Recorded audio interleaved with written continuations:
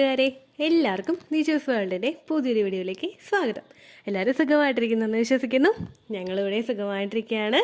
അപ്പോൾ എല്ലാവരും സന്തോഷത്തോടെയും ആരോഗ്യത്തോടെയും ഒക്കെ ഇരിക്കുക കേട്ടോ. ഇന്നത്തെ വീഡിയോയിൽ സംസാരിക്കുന്നത് അരയ്ക്ക് കീഴ്പോട്ടേക്ക് നമുക്കുണ്ടാകാൻ സാധ്യതയുള്ള പ്രഗ്നൻസി ലക്ഷണങ്ങളെ പറ്റിയിട്ടാണ്. ഇതുപോലുള്ള പ്രഗ്നൻസി വീഡിയോസ് ചെയ്യുന്നത് നിങ്ങൾക്കൊരു അവയർനെസ്സിന് വേണ്ടിയിട്ടാണ്. കാരണം പല ആളുകളും പ്രഗ്നൻസിയുടേതായിട്ടുള്ള ലക്ഷണങ്ങൾ ഉണ്ടാകുമ്പോൾ അത് പ്രിമെൻസ്ട്രൽ സിംറ്റംസിന്റെ ആണെന്നും PCOD ഉള്ളത് കൊണ്ടാണെന്നും തെറ്റിദ്ധരിച്ചിട്ട് ശരീരത്തിനെ വേണ്ട രീതിക്ക് കെയർ ചെയ്യാറില്ല. കെയർ ചെയ്തില്ലെങ്കിലും പ്രഗ്നൻസി കിട്ടില്ലേ എന്ന് ചോദിച്ചു കഴിഞ്ഞാൽ തീർച്ചയായിട്ടും പ്രഗ്നൻസി കിട്ടും. പക്ഷേ ഒരുപാട് നാളുകളായിട്ട് ഫെർട്ടിലിറ്റി ട്രീറ്റ്മെന്റുകൾ എടുക്കുന്നവർക്ക് എൻഡോമെട്രിയൽ ലൈനിങ് പ്രോപ്പറായിട്ട് വളരാനായിട്ട് ഒരു സപ്പോർട്ടോട് കൂടിയിട്ട് മെഡിസിൻസ് ഒക്കെ എടുത്തിട്ട് വളർന്നവർക്കൊക്കെ ഈ ഒരു കാര്യത്തെ കൂടി നമ്മളൊന്ന് ശ്രദ്ധിക്കുന്നത് പ്രഗ്നൻസി പിടിച്ചു കിട്ടാൻ വേണ്ടിയിട്ട് ഒരുപാട് സഹായിക്കും. അതുകൊണ്ട് തന്നെ ഇതുപോലുള്ള വീഡിയോസ് നിങ്ങൾ കേൾക്കുക. നിങ്ങൾക്ക് എഫക്റ്റീവ് ആണെങ്കിൽ നിങ്ങൾ ഈ കാര്യങ്ങൾ ശ്രദ്ധിക്കുക.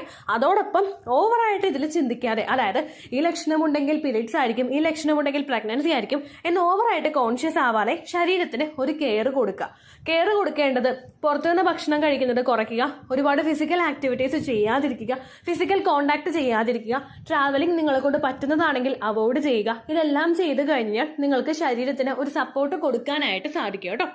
അതിനെ ആ ഒരു രീതിക്ക് മാത്രം നിങ്ങൾ എടുത്താൽ മതിയാകും. അതോടൊപ്പം തന്നെ ഇത്തരത്തിലുള്ള വീഡിയോസ് കാണുമ്പോൾ ടെൻഷൻ ആകുന്നവരാണ് നിങ്ങളെങ്കിൽ, അതായത് എന്താകുമെന്ന് ആലോചിച്ചിട്ടോ അല്ലെങ്കിൽ എനിക്ക് ഈ ലക്ഷണം ഇല്ലല്ലോ എന്ന് വിചാരിച്ചിട്ടോ ടെൻഷൻ ആകുന്നവരാണ് നിങ്ങളെങ്കിൽ നിങ്ങൾ ഈ വീഡിയോസ് കാണാതിരിക്കുന്നതായിരിക്കും കേട്ടോ നല്ലത്. അപ്പോൾ ഈ വേദനകൾ എന്തൊക്കെയാണെന്ന് നമുക്ക് നോക്കാം. വീഡിയോ നമുക്ക് സ്റ്റാർട്ട് ചെയ്യാം. അരയ്ക്ക് കീഴ്പോട്ടെന്ന് പറയുമ്പോഴേക്കും അല്ലെങ്കിൽ പൊക്കിളിന് താഴേക്കെന്ന് പറയുമ്പോഴേക്കും ഏറ്റവും ആദ്യം നമുക്ക് വേദന വരുന്നത് നമ്മുടെ പെൽവിക്കിന്റെ ഭാഗത്താണ്, നമ്മുടെ ഇടുപ്പിന്റെ ഭാഗത്ത്, അടിവയറിന് തൊട്ട് താഴെയുള്ള നമ്മുടെ ആ ഒരു പോർഷൻ. പെൽവിക് പെയിൻ നമുക്ക് ഉണ്ടാവാനായിട്ടുള്ള പ്രധാനപ്പെട്ട കാരണം എന്ന് പറയുന്നത് നമ്മുടെ യൂട്രസ് എക്സ്പാൻഡ് ആവാനായിട്ട് തുടങ്ങുമ്പോഴേക്കും ശരീരത്തിൽ റിലാക്സിൻ എന്ന് പറയുന്നൊരു ഹോർമോൺ പുറപ്പെടുവിപ്പിക്കും. ഈ ഹോർമോൺ ഉണ്ടാവുന്നത് എന്തിനാണെന്ന് വെച്ച് കഴിഞ്ഞാൽ യൂട്രസ് എക്സ്പാൻഡ് ആവാനായിട്ടുള്ള ഒരു പ്രോസസ്സ് സപ്പോർട്ട് കൊടുക്കാൻ വേണ്ടിയിട്ടും മസിൽസും ലിഗമെന്റ്സും ഒക്കെ എളുപ്പത്തിൽ സ്ട്രെച്ച് ആകാനായിട്ടൊരു സപ്പോർട്ട് കൊടുക്കുന്നതിനും വേണ്ടിയിട്ടാണ് ശരീരത്തിൽ റിലാക്സിൻ എന്ന് പറയുന്നൊരു ഹോർമോൺ പ്രൊഡ്യൂസ് ആവുന്നത്. ഇതിന്റെ ഭാഗമായിട്ട് ആ ഒരു എൻഡോമെട്രിയൽ ലൈനിങ്ങും അറ്റാച്ച് ആയി കഴിഞ്ഞിട്ട് ഇംപ്ലാന്റേഷൻ നടന്ന് യൂട്രസ് സ്ട്രെച്ച് ആകാൻ തുടങ്ങുന്നതനുസരിച്ചിട്ട് അതിന്റെ ഒരു പുഷിംഗ് എഫക്ട് അല്ലെങ്കിൽ ഒരു വേദന നമ്മുടെ പെൽവിക്കിന്റെ ഭാഗത്തോട്ടും നിങ്ങൾക്ക് കിട്ടുന്നു.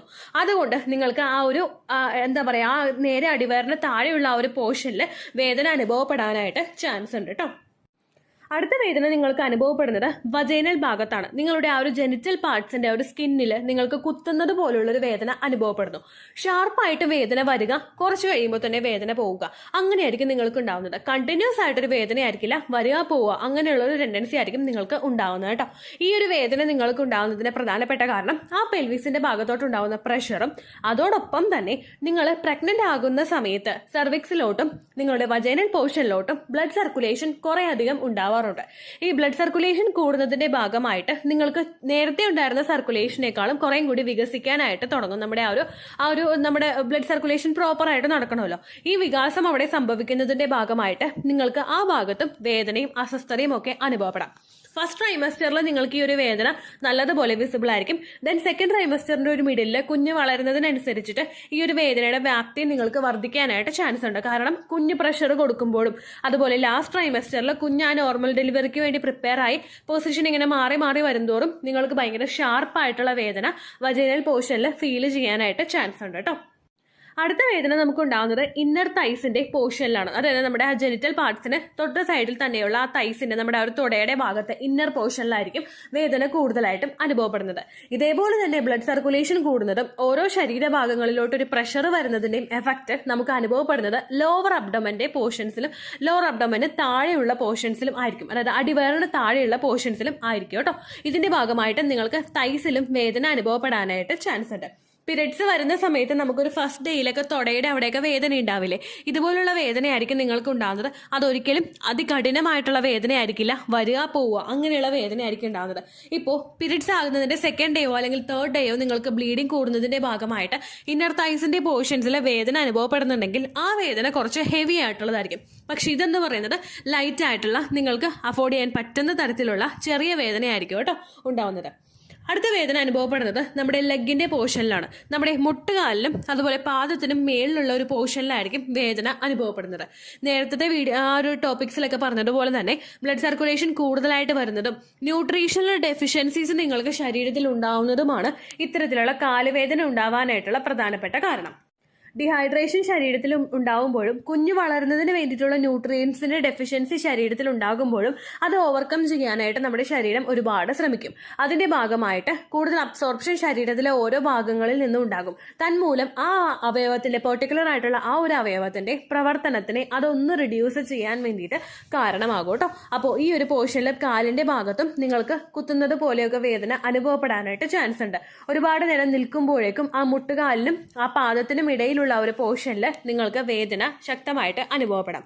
അങ്ങനെ വേദനകളൊക്കെ വരുമ്പോഴേക്കും കുറച്ചു നേരം നിങ്ങളൊന്ന് റിലാക്സ്ഡ് ആവാനായിട്ട് ശ്രദ്ധിക്കുക. അതുപോലെ തന്നെ പ്രഗ്നന്റ് ആകുന്ന സമയത്ത് കാലിലും അടുത്തൊരു ലക്ഷണമായിട്ടുള്ള കാൽപാദത്തിലും നിങ്ങൾക്ക് വേദന അനുഭവപ്പെടാനായിട്ട് ചാൻസ് ഉണ്ട്. നമ്മുടെ ശരീരം പ്രഗ്നന്റ് ആകുന്ന സമയത്ത് കൂടുതൽ സെൻസിറ്റീവ് ആകുന്നത് കൊണ്ട് തന്നെ പെട്ടെന്ന് നമുക്ക് അസുഖങ്ങൾ ഉണ്ടാവാനായിട്ട് ചാൻസ് ഉണ്ട്. അതുപോലെ ഒരുപാട് നേരം നിൽക്കുന്ന സന്ദർഭങ്ങളിൽ നിങ്ങൾക്ക് കാലും കാലിന്റെ ഉപ്പൂറ്റിയും ഭയങ്കര വേദന അനുഭവപ്പെടാനായിട്ടും ചാൻസ് ഉണ്ട്. പ്ലാന്റാർ ഫേഷ്യാറ്റിസ് എന്നൊരു ബുദ്ധിമുട്ട്, അതായത് നമ്മുടെ ഉപ്പൂറ്റിയിൽ നീർക്കെട്ട് വീഴുന്ന ഒരു ബുദ്ധിമുട്ട് പ്രഗ്നന്റ് ആകുന്ന സമയത്ത് പല സ്ത്രീകൾക്കും ഉണ്ടാവുന്നതാണ്. പ്ലാന്റാർ ഫേഷ്യാറ്റിസിന്റെ ഒരുപാട് രൂക്ഷവശങ്ങളിലോട്ട് പോയ അത് അനുഭവിച്ച ഒരാളാണ് കേട്ടോ ഞാൻ.